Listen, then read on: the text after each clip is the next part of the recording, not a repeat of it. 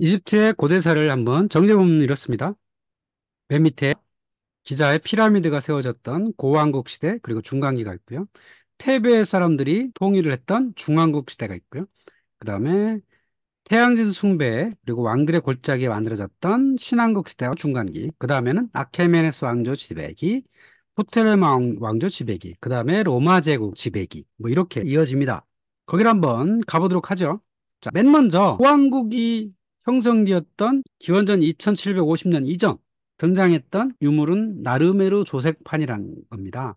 최초로 상이집트가 하이집트를 정복했던, 그러니까 상이집트가 상류 사람들이죠. 상류 사람들이 하이집트를 정복했던 사람들로부터 이런 유물이 만들어진 거죠. 그래서 이집트 문명은 흔히 나르메르에서부터 클레오파트라까지 3000년의 역사라고 불립니다. 그 고대 이집트 문명이 3000년 역사다. 그러니까 독자적인 문화를 가지고 있었던 문명은 나르세르에서부터 클레오파트라까지의 3000년의 역사다. 이렇게 흔히 불린다고 하는 겁니다. 자, 고왕국 시대의 상징은 바로 피라미드죠. 피라미드. 파라오의 무덤으로 축조되었던 겁니다. 이집트 왕조는 보통 30왕조라고 흔히 역사가들이 이야기를 하는데요. 1왕조부터 쭉 이어지죠. 그 중에 3왕조 시대부터 피라미드가 만들어지기 시작했습니다. 조세르라고 하는 피라미드가 처음에 계단식 피라미드를 짓기 시작했는데 건축가 임호텝이 졌다고 합니다.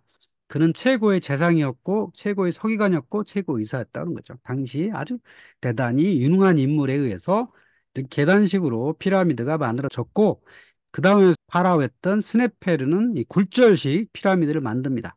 그러니까 계단식이었다가 굴절식이라는 게 처음에 경사도가 상당히 높았다가 경사도를 낮춘 거죠. 근데 처음에 쭉 올라갈 수 있는 기술이 부족했으니까 그 굴절식 피라미드를 이렇게 만들게 되고, 이 스네페르라는 사람이 피라미드를 굉장히 많이 만들었습니다. 그 다음에 경사도가 좀 낮은 붉은 피라미드를 만들었고요. 바로 이 사왕조 시대에 피라미드가 상당히 많이 지어졌다고 합니다.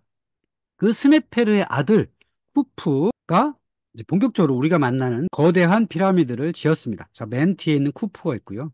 자, 쿠프, 그 다음에 쿠프 동생이었던 카프레, 그 다음에 카프레 아들 멘카우레, 이렇게 세 명의 파라오가 차례대로 기자의 피라미드를 남겨놓고 있죠. 그리고 앞에 있는 작은 계단식 피라미드 있잖아. 이거는 이제 귀족들의 피라미드입니다. 그러니까 당시에는 파라오의 피라미드가 있고 주변의 귀족들도 같이 이게 무덤을 축조하고자 하는 문화가 있었던 거죠. 그러니까 저승에 가서도 같은 어떤 섬김 이런 걸 하고자 하는 문화가 요 피라미드 축조에 남아 있다라고 할 수가 있겠습니다. 이 고왕국 시대는 인류 역사상 최초의 중앙 집권 체제였다고 하는 거고요.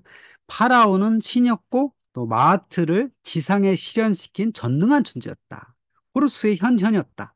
바로 진리, 밝음 이런 것들이 지상에 구현되는 그런 거였다는 거죠. 상부 이집트 사람들이 하부를 정복해서 고왕국이 만들어진 거죠. 그리고 이 역을 다스리기 위해서 상 이집트에는 22개의 지역을 나눈 거예요. 1번, 2번, 3번, 4번 있죠? 노모스라는 이름의 지역을 나눈 겁니다. 그래서 하부에는 20개의 노모스를 운영을 했다. 그리고 이 왕조에서는 레바논의 목재, 당시 레바논산 향나무가 굉장히 귀중한 거잖아요. 그래서 마음대로 자원을 다 쓸 수 있었다.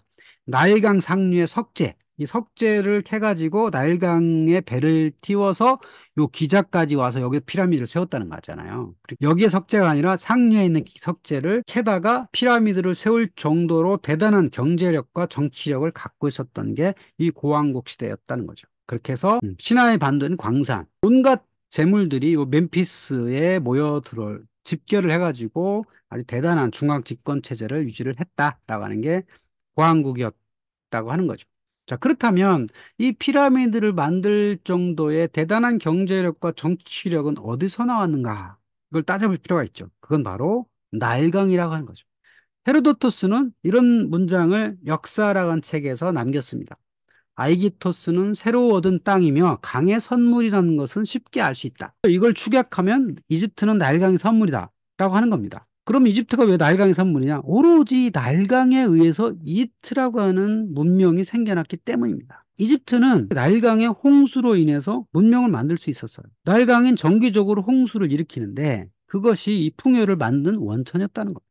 자, 나일강은 적도 지방의 빅토리아 호수에서 발원해가지고 6,671km를 흘러가지고 지중해를 흘러가죠. 그리고 바다 이전 1,000km쯤 때부터 나일의 제일 폭포를 합니다. 제일 폭포 때까지만 배를 타고 올라갈 수가 있고 그 다음에 올라갈 수가 없는 거죠. 여기 사진에서 보시면 홍수가 발생할 때 피라미드가 아주 가깝죠. 여기도 오른쪽에 사진에도 보면 피라미드 옆에까지 홍수가 와 있죠. 그러니까 피라미드를 축조했다는 것은 상류에서 이 홍수를 따라서 배에다가 석재를 싣고 왔었다고 하는 겁니다. 지금은 홍수가 일어나지 않기 때문에 피라미드와 강이 상당히 멀어요. 그런데 홍수 때는 이렇게 가까이 왔었다라고 하는 겁니다. 자, 나일강이 이렇게 생겼어요. 하구에 삼각주가 있고요. 쭉 내려오면 오다가 여기서 하루툼이라는 데서 갈라집니다. 왼쪽으로 가면 여기 백나일이고요. 오른쪽으로 가면 청나일입니다. 그래서 청나일과 백나일의 물이 합쳐져 가지고 이렇게 이집트로 흘러갑니다. 맨 밑에 빅토리아 호수가 있죠. 청나일강에서는 타나 호수가 있고요. 청나일강의 물이 나일강 전체의 80%를 공급합니다. 그러니까 길이는 백나일강이 훨씬 더 긴데 이 에티오피아의 이 고원지대에 내리는 홍수의 양이 워낙 많기 때문에 이 나일강을 구성을 하고 있는 거죠. 자, 그런데 지금은 이 나일강에 나세르호가 만들어져 있어요. 여기 호수가 있죠? 여기 앞에 호수가 있고요. 밑에 이제 나일강이 이어집니다. 그래서 이제는 홍수가 일어나지 않습니다. 정기적으로 일어나던 홍수가 지금 사라졌죠. 왜냐하면 지금은 인구가 1억 명이 살고 있는 거기 때문에 홍수가 일어나면 사실 많은 피해가 있죠. 그러다 보니까 지금은 홍수가 일어나지 않아도 농사를 지을 수 있는 뭐 비료나 이런 게 많이 있기 때문에 그런 걸로 바뀌어 있다고 하는 겁니다. 자, 그런데 이 홍수라는 것이 바로 이집트를 만들었던 원동력이었어요. 정기적으로 홍수가 일어나서 땅에다가 검은 비료를 공급했기 때문에 그런 경제력을 만들 수 있었던 거죠. 근데 이제는 나세르호라고 하는 아스완 댐이 생겨서 홍수가 또 나지도 않고 또 청나일강에서 홍수를 일으켰던 그곳에 르네상스 댐이라는 것이 건설되었습니다. 그러니까 에티오피아란 나라에서 여기 르네상스 댐을 만들어 가지고 여기다가 물을 가뒀죠. 그러니까 이 아비시니아 고원에 봄철에 엄청난 비가 내리거든요. 그럼 그게 홍수를 일으키는데 이것이 이 댐에 갇혀가지고 물이 많이 흘러가긴 하더라도 예전 같은 홍수가 발생하지는 않는다고 하는 겁니다. 자, 그렇다면 이 홍수는 어떻게 일어났는가라는 보면 이렇습니다. 여기 그림 있죠? 1월부터 1월, 2월, 3월, 4월, 5월, 6월 있는데 6월 말쯤 되면 이 하구가 이렇게 아주 낮아졌다가 여기서부터 6월 말에 급격히 올라갑니다. 이 수위예요. 홍수 수위입니다. 강의 수위가 찍고 올라갔다가 그러니까 9월 중순쯤 되면 최고치로 올라갑니다. 그랬다가 물이 쭉 빠져요. 쭉 빠져가지고 이때쯤 되면 홍수위가 됩니다. 여기서 플랜팅 타임이 돼요. 이때 11월 말 되면 농사를 질 수가 있는 겁니다.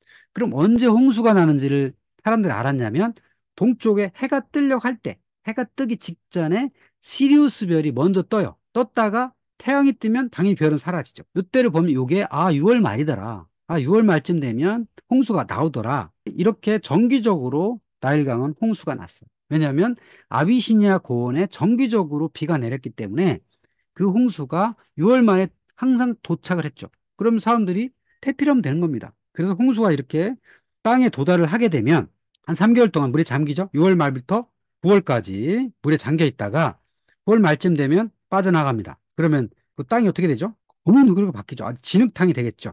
그럼 거기다가 돼지를 풀어요. 그러니까 돼지들이 막 돌아다니는 이걸 갈아요. 그 때로는 이렇게 소에다가 쟁기를 갈기도 하죠.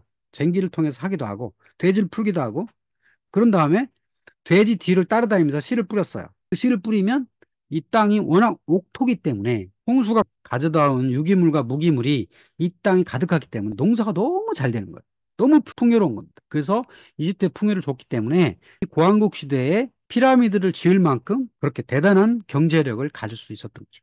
피라미드를 지을 때는 노동자들한테 정기적으로 급여를 줬다 그러죠. 특히 언제? 홍수 시기에, 농한기에 이 사람들한테 급여를 주고 일을 할 수 있을 만큼 경제력이 있었다는 거고 그 경제력은 바로 이 나일강의 홍수로부터 왔다라고 하는 겁니다.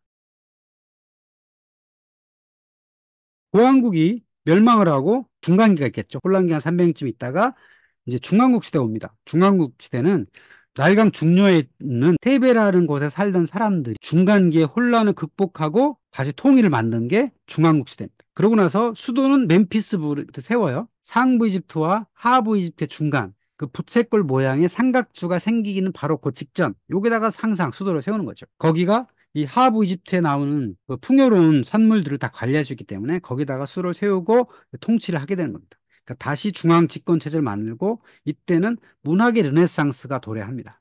자, 이때 중앙국 시대를 만든 사람이 누구냐면 이집트를 재통일한 제11왕조의 멘투호테프 2세였어요. 이 사람이 통일을 이뤘고요. 12왕조의 세누르스레트 3세가 또 명군이었고요. 자, 11왕조에서 12왕조라면 이게 아들이 아니라 집안이 바뀌었다는 거죠. 자, 왕조라는 건 한 집안이 내려오면 그게 왕조죠. 그러다가 뭐 사위로 넘어간다든지 뭐 이런 왕조가 바뀌는 거잖아요. 그렇게 해서 바뀌었다.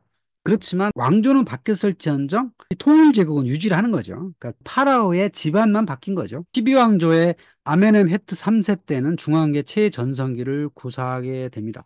자, 이때는 수도에다가 피라미드를 건설하는 것보다는 어차피 경제는 똑같잖아요. 고왕국 시대나 중왕국 시대나 경제력이 나오는 산물은 똑같기 때문에 그걸 어디에 쓸 것이냐. 그걸 고왕국 시대는 피라미드에 몰빵을 한 거예요. 모든 국가의 자원을 피라미드 세우는 데 다 썼다면 이 중왕국 시대에는 그거보다는 요소요소에 신전들을 세우고 파라오의 무덤을 건설하고 하는 게 좋지 않겠나라는 생각이 드는 거죠. 그래서 여러 지역에 신전을 건설하는 데 주력합니다. 이집트에는 신들이 많았죠. 그래서 고왕국 시대부터 여러 신들이 있었어요. 가장 대표적인 신은 태양신이죠. 태양신 라 또는 레입니다. 여기 보면 사람의 모습을 하고 물고기 얼굴을 한 그리고 멀 위에 태양 원반을 이렇게 두르고 있죠. 이게 바로 태양신입니다. 그 태양신의 상징은 오벨리스크. 오벨리스크가 이집트 말고도 여러 군데 있죠. 그 오벨리스크는 바로 이 태양신의 상징 물건입니다. 이집트어로는 테케누라고 부르는 태양신 상징이 많이 만들어졌고 이것을